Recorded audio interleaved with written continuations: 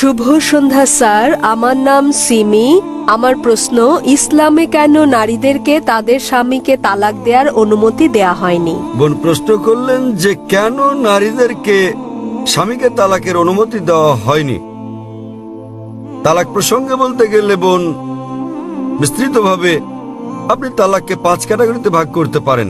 একটা হচ্ছে স্বামী এবং স্ত্রীর পারস্পরিক সম্মতিতে, এটা প্রথম ক্যাটাগরি। দ্বিতীয় ক্যাটাগরি স্বামীর ইচ্ছায় একতরফা ভাবে।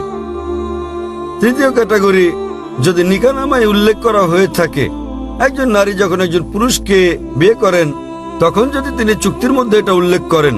কোরআনে কর্তৃত্ব পুরুষকে কেন দেওয়া হয়েছে এ ব্যাপারে আমি পরে আলোচনা করব।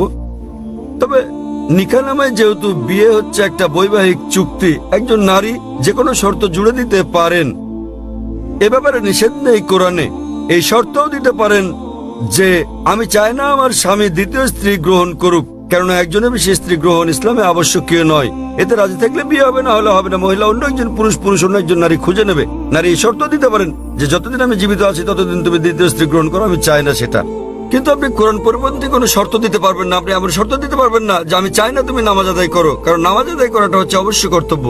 আপনি এমন শর্ত দিতে পারেন না যে ঐচ্ছিক। অনুরূপভাবে নারী এমন শর্ত দিতে পারেন যে আমার একতরফা তালাক দেওয়ার এখতিয়ার থাকবে। একে বলে তালাকে তাবীজ অথবা ইসমা।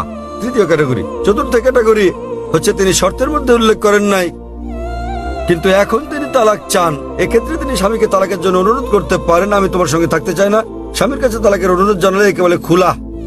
এবং পঞ্চম ক্যাটাগরি, যদি স্বামী রাজি না হয়, স্বামী তার সঙ্গে দুর্ব্যবহার করে, সেক্ষেত্রে তিনি কাজীর কাছে যেতে পারেন, বিচারকের কাছে যেতে পারেন এবং তিনি নিকাহে ফাস বা বিবাহ বাতিল করতে পারেন। স্বামী খারাপ ব্যবহার করলে, স্ত্রীর অধিকার না দিলে তিনি বিচারকের কাছে যেতে পারবেন, বিবাহ বাতিল করতে পারবেন। তাহলে একজন মহিলাও তালাক দিতে পারেন। তবে স্বাভাবিক পরিস্থিতিতে পুরুষদেরই এই ক্ষমতা দেওয়া হয়েছে। কেন? কারণ বিয়ের সময় যে ব্যক্তি ক্ষতিগ্রস্ত হয় তিনি পুরুষ, নারী নন। নারী লাভবান। যদি আপনি আমার কথা শুনে থাকেন, গত শনিবারে ইসলামে নারীর অধিকার, অধীনতা না সুরক্ষা এই ব্যাপারে আমি সেখানে বলেছি যে বিয়ের সময় নারীদের প্রাপ্তিযোগ ঘটে। কোরআনে বলা হয়েছে সূরা নিসা অধ্যায় 4 আয়াত নম্বর 4 যে নারীদেরকে দিয়ে দাও বিবাহের সময় বৈবাহিক পুরস্কার, মোহর। বিয়ের সময় স্বামী স্ত্রীকে দিয়ে থাকে নির্দিষ্ট পরিমাণ অর্থ মোহর। মোহর যে কোনো পরিমাণ হতে পারে। তাহলে ভাবুন, নারীর বিয়ের আগে এটা পুরুষের কর্তব্য, অর্থাৎ পিতা এবং ভাইয়ের কর্তব্য। বিয়ের পর এই দায়িত্ব তার স্বামীর, আর ছেলের তার অন্ন, বস্ত্র, বাসস্থান সহ সব আর্থিক বিষয়গুলো দেখা।